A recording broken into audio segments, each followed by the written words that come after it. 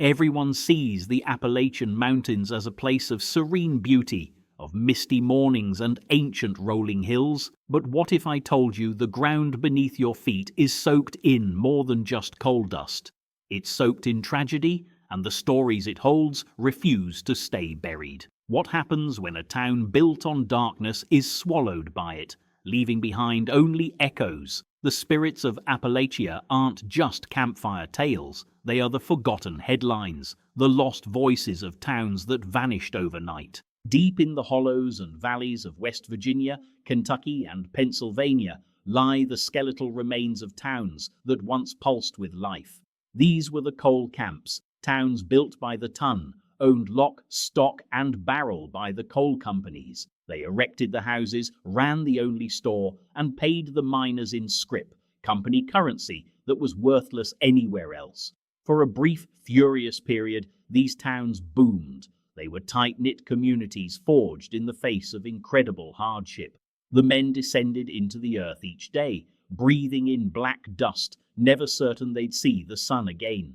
The women fought a different war above ground, against poverty, sickness, and the ever-present fear of the mine whistle's mournful cry, the sound that signaled a collapse. Then, just as quickly as they appeared, they vanished. When the coal seams ran dry, or the market collapsed, the companies packed up and left. The towns were abandoned, left to be reclaimed by the kudzu and the quiet hum of the mountains. But some things can't be reclaimed. Some energies linger, etched into the decaying timber and the poisoned streams. In the ghost town of Thurmond, West Virginia, they say the old company hotel is a permanent residence for spirits who never checked out. Visitors report hearing the phantom clinking of glasses and boisterous laughter from the long silent saloons where miners once spent their meager pay. It's the sound of a party that ended a century ago, but whose guests refuse to leave. But the most chilling tales come from the source of it all, the mines themselves. Take the legend of the Whipping Post mine. The story goes that a cruel foreman would tie miners to a post for minor infractions. One day, a collapse trapped him inside. Rescuers could hear his frantic screams for days until they suddenly stopped. Today, explorers who venture near the sealed entrance report hearing a single terrifying sound, the sharp crack of a whip echoing from deep within the earth. These aren't just random hauntings, they are patterns of tragedy. In countless abandoned mines, people hear tapping, not the sound of a pickaxe, but a desperate, rhythmic tapping on the other side of a rock wall. It's the sound miners would make to signal they were alive after a cave-in, a final hopeful plea for rescue that, for so many, never came. The sound is an echo of that final hope, trapped in a loop for eternity. Beyond the mines, the sadness seeps into the very foundations of the homes.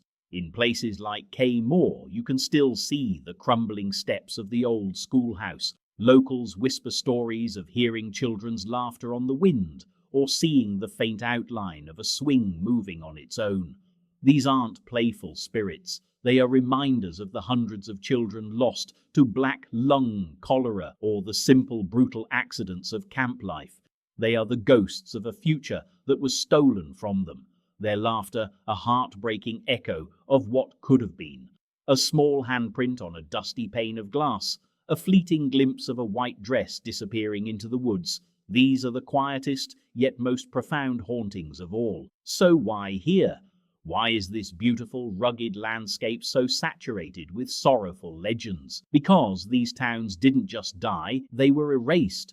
The people who lived, worked, and died here were often seen as expendable, their stories buried under tons of rock and corporate indifference. The ghosts of Appalachia aren't just vengeful spirits, they are memories. They are the last remaining evidence of a people's struggle, of communities built and broken by the same black rock. They are the guardians of a history America tried to forget. The phantom whistle isn't just a sound, it's a final alarm, a warning that some debts are never truly paid. Do you believe these spirits are the traumatic echoes of lives cut short, or are they the last guardians of a history the world has chosen to ignore? Let me know which idea resonates more with you in the comments below.